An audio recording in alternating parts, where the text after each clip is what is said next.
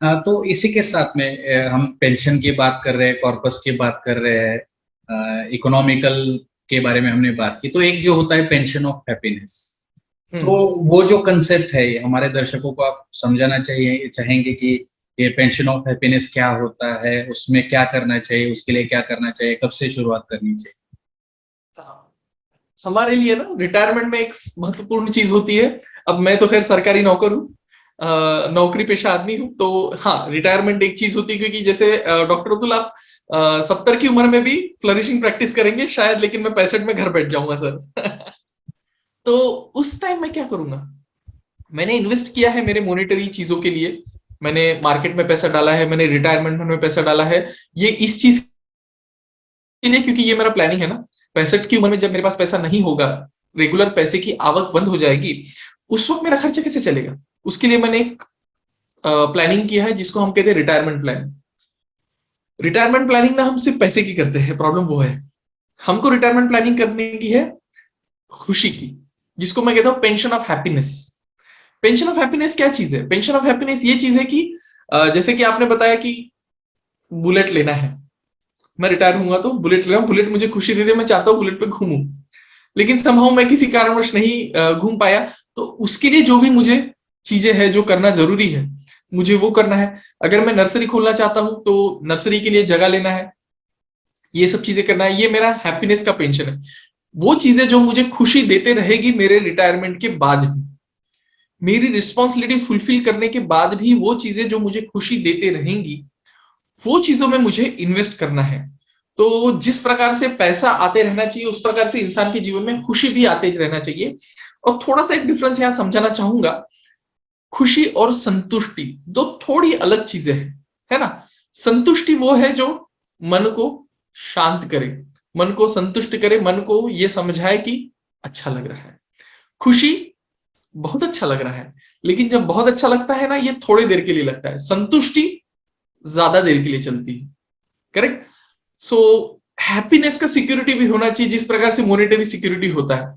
तो मैं क्या करूंगा? मैं रिटायरमेंट होऊंगा तो कई बार लोगों का चलता है कि हाँ, मेरे बच्चे सेटल हो जाए तो मैं खुश हो जाऊं, लेकिन इन लोगों का वो सेटलमेंट कभी आता नहीं है।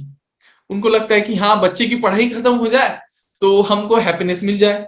बच्चे की एक दिन पढ़ाई खत्म हो जाती है, फिर इनको लगता है बच्चे का बिजनेस या जॉब सेटल हो जाए तो मैं खुश हो जाऊं। एक दिन बच्चे की बिजनेस या जॉब भी सेटल हो जाती है, फिर इनको लगता है कि शादी हो जाए तो बच्चा सेटल हो जाए तो हम रिटायरमेंट आराम से हो जाए, तो एक दिन वो भी हो जाता है, लेकिन हैप्पीनेस नहीं आ रही है। आप देखिए, संतुष्टि कहीं नहीं आ रही है। फिर उसके बाद ऐसा लगता है कि हाँ, दोनों का फिर आपस में अनबन ना हो, उनकी गृहस्थ जीवन अच्छी चलते रहे तो फिर इनको पोता चाहिए, पोती चाहिए, चलो ठीक है, वो भी आ गया। अब इनको चाहिए कि पोता पोती भी पढ़ाई अच्छे से करे, उसका भी इनको टेंशन है। ना ही डॉक्टर तो वर्तनस व्यवस्थित करत, नहीं नहीं डॉक्टर साहब, ये जो हमारा पोता है ये बहुत चिड़चिड़ा है, ऐसा नहीं।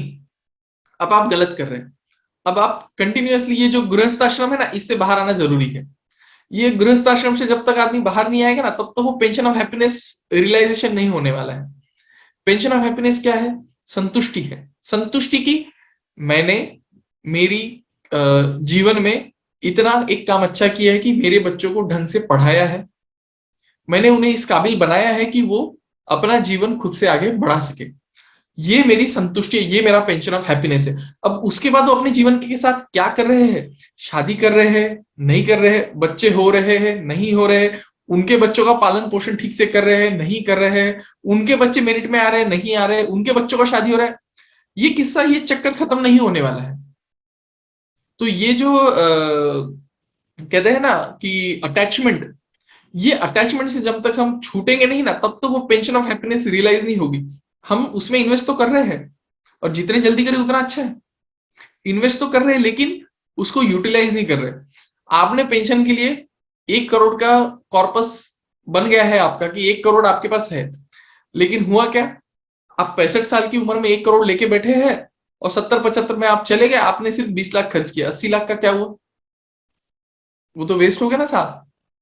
वो 80 लाख आपने जो रखे थे, आपके हैप्पीनेस के 80 लाख, वो 80 लाख तो आपने यूटिलाइज नहीं किए। ऐसे ही होता है, हम हमारा हैप्पीनेस का कॉर्पस जमा करते हैं 1 करोड़ का, उसमें से हम 20 लाख ही इस्तेमाल कर पाते हैं, क्योंकि हम बिजी है दूसरों के जीवन में इंटरफेयर करने से।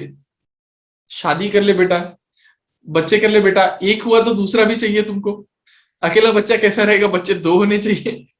फिर घर में लक्ष्मी नहीं है, लड़की क्यों नहीं है, लड़की होनी चाहिए, घर में लड़का होना चाहिए, खानदान कौन आगे बढ़ेगा। ये सारी चीजों से जब तक हम कटेंगे नहीं ना, ये सारी चीजों से जब तक हम रिटायर नहीं होंगे ना, तब तक वो पेंशन ऑफ हैप्पीनेस नहीं मिलेगा। रिटायरमेंट सिर्फ काम से नहीं है, रिटायरमेंट सिर्फ बंधनों से भी है, रिटायरमेंट इज अटैचमेंट से भी, रिटायरमेंट इज लोभ से भी है। करेक्ट, क्योंकि जब तक लोभ नहीं छोड़ेंगे ना, तब तक जो लाभ आपने जीवन का लिया है ना, वो लाभ को आप शुभ नहीं कर सकते, तब तक वो लाभ का आप इस्तेमाल नहीं कर सकते। तो ये लाभ का इस्तेमाल करने के लिए ये पेंशन ऑफ हैप्पीनेस तो आ जाएगा, लेकिन पेंशन ऑफ हैप्पीनेस का यूटिलाइजेशन एक बहुत महत्वपूर्ण चीज है।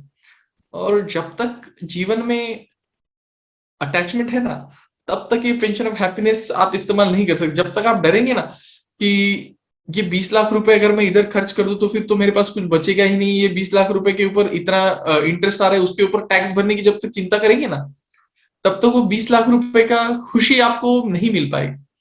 हैप्पीनेस का भी ऐसा ही है। हैप्पीनेस आपने जमा कर लिया, करने की चीजें जो करना है, जो चीजें हमें खुशी देती है वो चीजों में हमें इन्वेस्ट करना है, लेकिन वो चीजें रियलाइज भी करना है, वो चीजों को उपभोग भी लेना है ना। तो जब तक लोभ नहीं हटेगा तब तक लाभ नहीं आएगा, और जब तक लाभ नहीं आएगा जीवन शुभ नहीं होगा साहब।